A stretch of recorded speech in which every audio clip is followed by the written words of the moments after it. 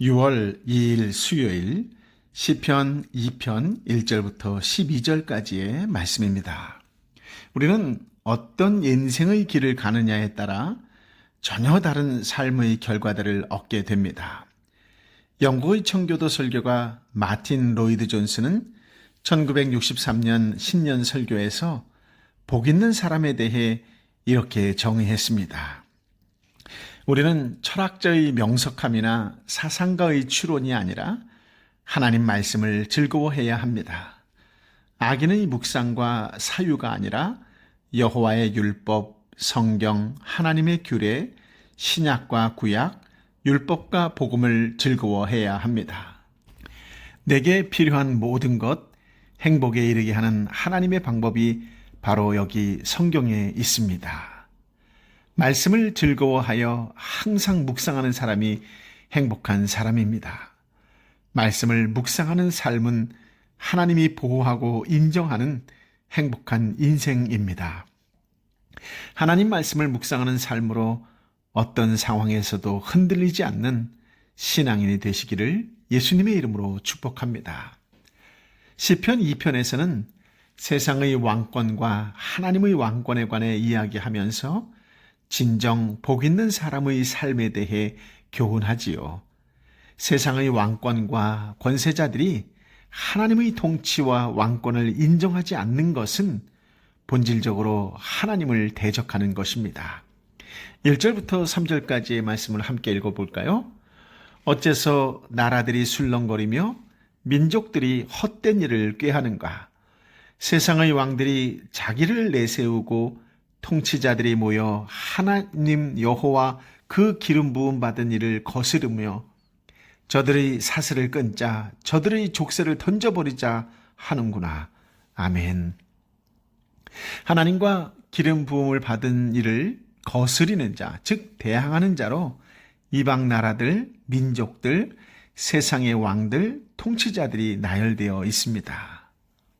다윗 왕국의 건국 초기에 이스라엘 주변국들이 팔레스타인 지역의 강대국으로 부상한 이스라엘을 대적하기 위해 연합전선을 구축하여 이스라엘을 공격하려 했던 상황에 대한 묘사입니다.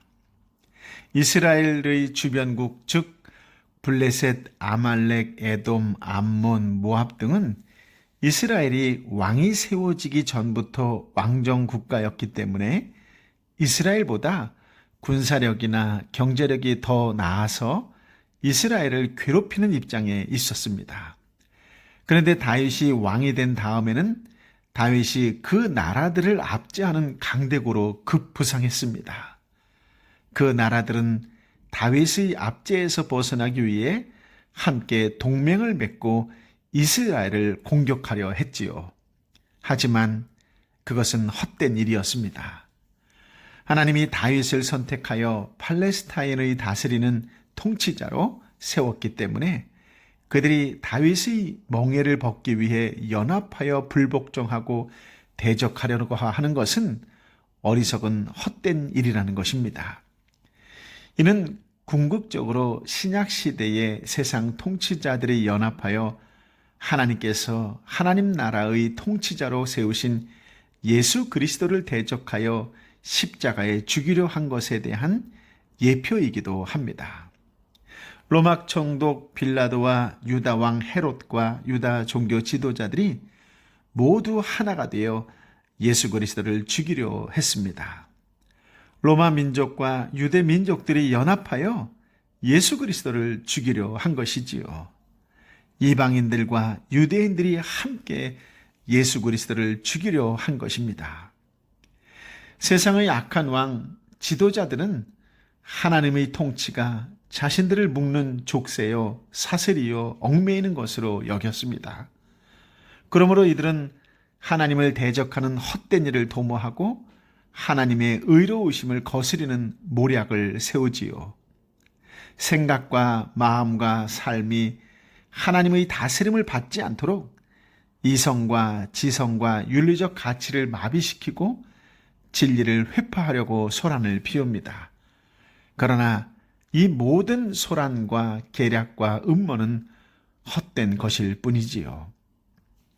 4절부터 6절까지의 말씀을 함께 읽어볼까요? 하늘에 앉으신 분이 웃으시며 주께서 그들을 비웃으시리라. 그러고는 진노하셔서 그들을 꾸짖고 그들을 놀라게 하시며 내가 내 왕을 내 거룩한 산 시온에 세웠노라 하시리라. 아멘. 1절부터 3절까지의 말씀이 땅의 권세를 가진 왕들이 하나님을 대적하는 장면이었다면 4절부터 6절까지의 말씀은 우리의 시선을 땅에서 하늘로 향하게 합니다. 하늘에 계신 하나님은 만물의 주인일 뿐만 아니라 세상의 왕들까지 다스리시는 주이십니다. 그러므로 피조물에 불과한 세상 나라와 왕들이 스스로를 높여 하나님을 대적하는 것은 하나님 보시기에 웃음거리밖에 되지 않습니다. 그러고는 그들을 향한 하나님의 분노는 세상 왕들이 소스라치게 놀라게 하시지요. 하나님은 그들을 향해 내가 내 왕을 내 거룩한 산 시온에 세웠노라 라고 선포하십니다. 왕은 다윗을, 시온은 예루살렘에 있는 산으로 예루살렘을 상징하는 말이기도 합니다. 하나님이 다윗을 구별하고 예루살렘에서 통치자로 세웠다는 것을 주변 국가들에게 선포했다는 것이지요. 하나님께서 주변 국가들에게 다윗을 통치자로 세웠다는 것을 보여주셨다는 것입니다. 하나님이 다윗에게 함께함으로 주변 국가들이 떨게 했다는 것이지요. 세상의 왕들은 예수님을 죽였지만 예수님은 부활하셔서 만왕의 왕임을 증명하십니다. 그들은 예수님을 십자가에 못 박아 죽였지만 하나님은 예수님을 다시 살리시고 예수님의 속죄 사역은 더욱 힘있게 이루어졌습니다. 하나님이 예수 그리스도를 통해서 하시려는 구원 역사는 그 누구도 막을 수 없습니다. 하나님의 계획을 막으려고 하는 것은 모두 헛된 것입니다. 하나님은 하나님이 세운 자를 통해 일하실 때도 하나님이 함께 하심을 나타내어 반대자들로 떨게 하시는 분이시지요. 7절부터 9절까지의 말씀을 함께 읽어볼까요? 내가 이제 여호와의 율례를 선포하리라. 그분께서 내게 말씀하셨도다. 너는 내 아들이다. 내가 오늘 너를 낳았도다. 내게 구하여라. 그러면 내가 이방 민족들을 너에게 기업을 주어 온 세상이 너의 소유가 되게 하리라. 너는 그들을 쇠 지팡이로 다스리며 토기장이가 자기 그릇을 부숴버리듯 그들을 부수리라. 아멘. 하나님이 세우신 새로운 왕이 등장해서 보좌에 오른 후 하나님이 왕에게 하신 명령을 공식적으로 선포합니다. 왕으로 세움받은 다윗이 하나님이 주신 권세로 주변국의 저항을 무력화시킬 것을 강조하였습니다. 7절에 보면 하나님이 다윗을 아들로 삼았습니다. 아들은 상속자를 의미하지요. 하나님께서 다윗에게 하나님을 대신하여 하나님이 선택하신 나라를 기업으로 받고 다스릴 권세를 위임했다는 것입니다. 곧 하나님이 다윗에게 통치권을 위임했다는 것이지요. 8절을 보면 이방 민족을 유업으로 주시겠다는 것입니다. 하나님이 다윗에게 구하라 라고 했습니다. 그러면 이방 나라를 유업으로 주어 온 세상이 다윗의 소유가 되게 하겠다는 것이지요. 이는 하나님이 다윗을 팔레스틴의 통치자로 세우시고 주변 국가들까지 차지하게 했다는 것입니다. 9절 말씀에 이방 나라를 쇠 지팡이로 깨트리게 한다고 했지요. 하나님께서 다윗으로 하여금 주변 국가를 마치 쇠 지팡이로 질그릇을 깨트리는 것처럼 쳐 부수리라는 것입니다.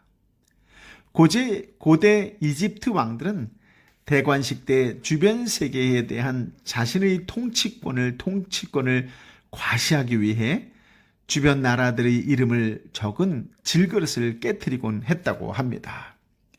다윗이 그런 관습을 인용한 것은 하나님께서 다윗에게 대적하는 주변 나라를 무섭게 응징하고 정복할 심판의 권세를 주셨다는 것을 나타내려는 표현이지요. 이것은 궁극적으로 예수 그리스도를 향한 예언적 의미가 있습니다. 성부 하나님은 예수님을 아들로 삼았습니다. 하나님은 예수님께 만왕의 왕으로 세우시고 그 통치권을 위임하셨습니다. 예수님이 이 땅에 오셔서 대속을 이루심으로 복음으로 세상을 통치하셨습니다. 종말에 재림하셔서 그 통치권을 완전하게 보여주실 것입니다. 10절부터 12절까지의 말씀을 함께 읽어볼까요? 그러므로 너희 왕들아 지혜를 가지라. 너희 세상 통치자들아 경고를 들으라. 여호와를 경외하며 섬기고 떨며 환호하라. 그분의 아들께 입을 맞추라. 그렇지 않으면 그분이 진노하셔서 가는 길에 너가 명을망하리니 그 진노는 급하시리라. 그러나 여호와를 의지하는 사람은 모두 복이 있도다. 아멘. 본문에 입을 맞추라 라는 표현은 경외와 경배의 행동을 말합니다. 하나님께서 다윗을 아들로 삼아 통치자로 세우고 권세를 부여했다고 했습니다. 그러므로 다윗을 대적하려고 하는 것은 무모한 것이며 자기들이 멸망하게 되는 길임을 깨달으라는 것이지요. 겸손히 다윗의 통치를 받아 하나님을 두려워하는 것이 사는 길이라는 것을 깨달으라는 것입니다.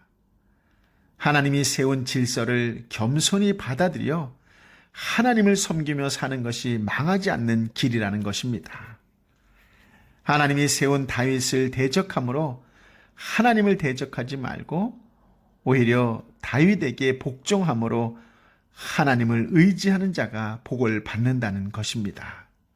궁극적으로 하나님은 예수 그리스도, 즉 예수 그리스도를 통치자로 곧 심판자로 세우셨기 때문에 예수 그리스도를 대적하는 것은 하나님의 진노를 받아 멸망하게 되는 지름길이다라고 하는 말씀입니다. 모든 지도자들이 사는 길은 오직 예수 그리스도를 경외하고 하나님을 섬기는 길뿐입니다. 그렇지 않으면 예수님께서 재림하실 때 심판을 면치 못할 것입니다. 이 시대의 대적자들의 모습은 때로 강력한 군대와 같고 그들의 전술과 전략은 막강하여 두렵기까지 하지요. 그러나 만왕의 왕 만유의 주가 되신 하나님 앞에서 그들은 진흙으로 만든 질그릇에 불과합니다. 우리 눈에 보이는 것과 진정한 왕이신 하나님이 보시는 것과는 다릅니다. 진정한 왕의 통치를 인정하십니까? 하늘의 왕이신 하나님은 약속하신 것을 따라 메시아 곧 예수 그리스도를 왕으로 보내셨습니다. 예수 그리스도를 말미암아 세상에 대한 승리를 이미 우리에게 주신 것입니다. 하나님을 대적하는 모든 세력은 만왕의 왕이 다시 오실 때에 닥칠 심판을 견디지 못할 것입니다. 그러므로 세상을 두려워하지 말고 세상에서 왕노릇하는 거짓과 소란함에 휩싸이지 말아야 합니다. 오직 다시 오시겠다고 약속하신 왕을 기다리며 하나님의 통치에 순복하고 그분만을 경외하는 진정 복 있는 사람으로 살아가시기를 예수님의 이름으로 축복합니다. 아멘. 사랑하는 아버지 하나님, 오늘 참으로 귀한 말씀, 생명의 말씀을 허락하여 주시니 감사합니다. 이 땅에 오신 예수 그리스도께서 진정한 나의 왕이요 나의 주님임을 선포합니다. 오직 주님이신 예수 그리스도만을 경외하고 그분만을 예배하기로 다시금 선포합니다. 어떤 상황과 환경 속에서도 예수님은 나의 주요 나의 구세주요 예수님만이 나의 왕이요 예수님만을 경배하고 예수님만을 섬기고 예수님을만을 따르겠노라고 선포하며 그렇게 순종하는 그리스도인의 한 사람으로 살게 하여 주옵소서. 어떤 상황과 환경 속에서도 경외하고 경배하는 자로 살겠노라고 오늘 예수의 이름으로 선포하며 나아가는 진정 복 있는 사람, 하나님의 사람, 성령의 사람, 예수의 사람이 되게 하여 주옵소서. 오직 믿음으로 하나님만을 기쁘시게 하는 자가 되고 하나님을만을 기쁘시게 하는 그 마음으로 이웃을 미소 짓게 하는 축복과 은혜와 구원의 통로의 삶을 살아가는 오늘이 되게 하여 주옵소서. 오 성령이여, 성령이여 임하여 주옵소서. 이제는 우리 주님 예수 그리스도의 은혜와 아버지 하나님의 크신 사랑과 성령 하나님의 위로 역사 교통 충만하심이 주신 말씀을 마음에 품고 온전히 말씀에 따라 순종하며 여호와 하나님만을 경외하며 주님의 가신 그 길을 따르겠나라고 결단하고 선포하는 하나님의 사람들 한 사람 한 사람 머리 위에 저들의 눈물로 함께 기도하는 삶터와 일터와 공동체와 열방의 선교사님과 선교지 위에 함께하여 주옵기를 간절히 축원하옵나이다. 아멘.